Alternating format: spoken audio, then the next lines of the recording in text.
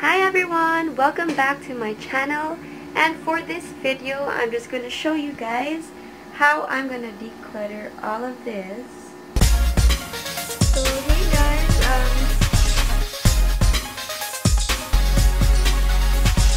alright, for this video I'm actually just going to talk about how I did my decluttering like a few weeks ago, I think, and it's one of the few New Year's resolutions that I actually have, and it's not so much about minimalism, if that's what you think. It's more about decluttering and being more conscious about the things that I own, the things that I want to keep here in my small room. And by the way, my skincare is not pimple proof, but whatever.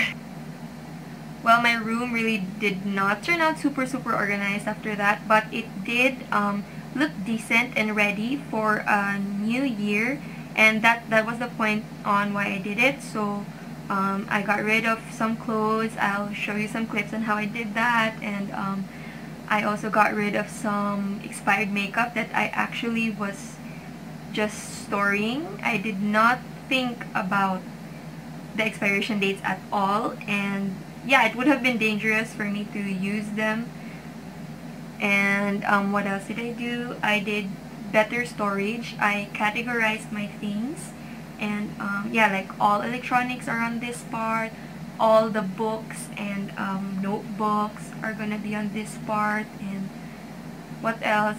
Basta, I really categorized the whole room, and I realized that I actually had a lot of space, and I was just storing things that I never really used or never really needed. And so yeah, I gave them to better owners or people who could make use of them. I actually had a lot of sweaters just lying around, and some scarves, and a lot of swimwear that I hardly ever use. So I had to give some of these away to people who could actually use them. So here I was really asking myself, does this spark joy? And that made the whole sorting process more enjoyable for me, and I knew I was keeping the things that I needed and really loved. So I went through my makeup also. I checked for expiration dates, and just to make sure. The scent, how does it smell? Is it the same scent as when you got it?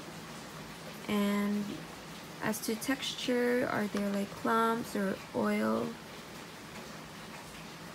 already coming out? And did the color change from its original shade? Like, did it darken like these ones? So those are obviously expired. And I think it's best to label every time you get like a new lipstick or a new item. You label it on when you bought it, or you keep the expiration date or manufacturing date so you can count from there, or the date that you opened so you can also count from there. Lipsticks I think are like 2 years or 1.5 years, and for your foundation like 1 year. And what else? Eyeshadow or eye product like mascara, and these brow mascaras I think are less than a year if possible. So yeah, it's better safe than sorry, guys. So here I bought stuff from Handyman, some organizing bins for random items in my room, and shoe cases. What I really liked about the whole process was that it was very in line with how I'm trying to live my life. Like, since last year, after that whole thing that I went through, I'm just gonna talk about that on a different video. But for this video, I'm really into this mindfulness journey, if I may say, that I'm trying to be more mindful. Well, there were people who did not agree with the method of decluttering, but then I had to agree with this one because it said that she's promoting a sense of awareness and mindfulness of the things that we own and what they contribute to our mental space, and also why we own them. I mean, how many of us really actually care about why we own this thing, why are we keeping this thing in our life. The same thing with our thoughts and basta everything. Are you intentional with what you do? Are you mindful of how you treat others? Basta guys, I think I'm gonna explain this a little bit better some other time, but probably this is just an overview of this. And yeah, it says consumerism teaches you to just buy things if it's a good deal, and she challenges that with her process. And I'm also agreeing with that because not everything that's a good deal is gonna be good for you. It's basically being aware of all the details that you're allowing into your life, all of your thoughts that you've been going through that day. I really don't know how to explain it, but first thing that I did is I keep this journal.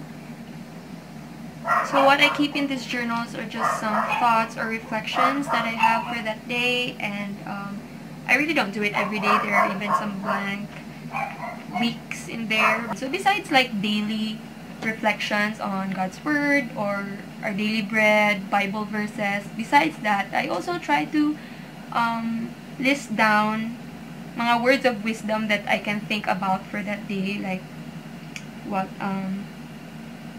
okay, like this one, like I had to write it down because I wanted to remember it so much. Okay, that's the point. I wanted to remember this so much so that when I have to encounter something difficult, I can go back to this and read on it and like, yeah, that's what I'm supposed to do. That's what I'm supposed to say to myself. I hope you get my point. So like for this one, I wrote like, our motives, why we do what we do, make all the difference. We are shaped by what we love most. So I practically write anything in this journal, like lyrics of a song or status of a friend or a long inspirational post from somebody. I actually find it quite hard to explain this mindfulness journey that I'm in because it's self-built, or I just imposed this on myself.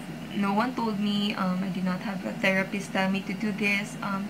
I just felt like the words, the things that we consume in a day, they become a part of us somehow, and I wanted to be mindful of what I was allowing into my mind, and I wanted to remember the encouraging words. I wanted to remember the learnings that I want to keep, and probably, you know, in the future when I want to look back on days that I was strong, or I wanted to see how I've been a year ago. Okay, like I look back on my past status updates on Facebook and I went through this. Like I actually wrote, most people don't act like themselves, that's why they're not happy.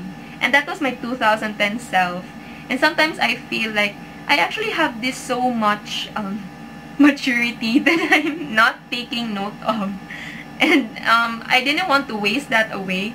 There's actually so much what do you call this, like inspiration that I'm actually able to put out there to people, and I wanted to document that. So that's why I'm doing this mindfulness journal, and it really helps me to look inwardly and just really check on what am I keeping in my life.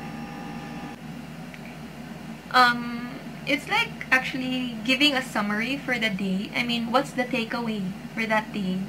For me, no time is ever a waste, ever. Everything happens for a reason. Nothing is ever incidental or, you know, just wala mo labay ra mo na siya para mo pass lang ang time ni mo diri sa earth. I mean, every day there's something that you should be able to gain from that day. Whether it's a new hobby, whether it's a new skill, whether it's a discovery about your own character, or a realization about specific things in life, keep it and remind yourself of it, that yeah, that was what I learned on that day. If for me that's useful for my growth or something worth keeping, for, you know, a thought worth remembering, then I write it down. And that's it. If this is something you feel like you want to do, then I really encourage you to do that, and maybe we can chat about it or talk about it.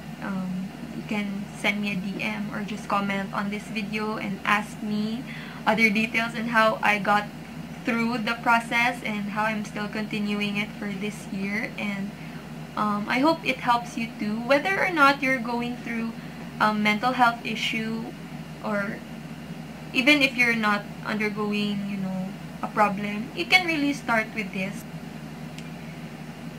These days, I really think it's very easy to get carried away with everything that's superficial, like even our friends.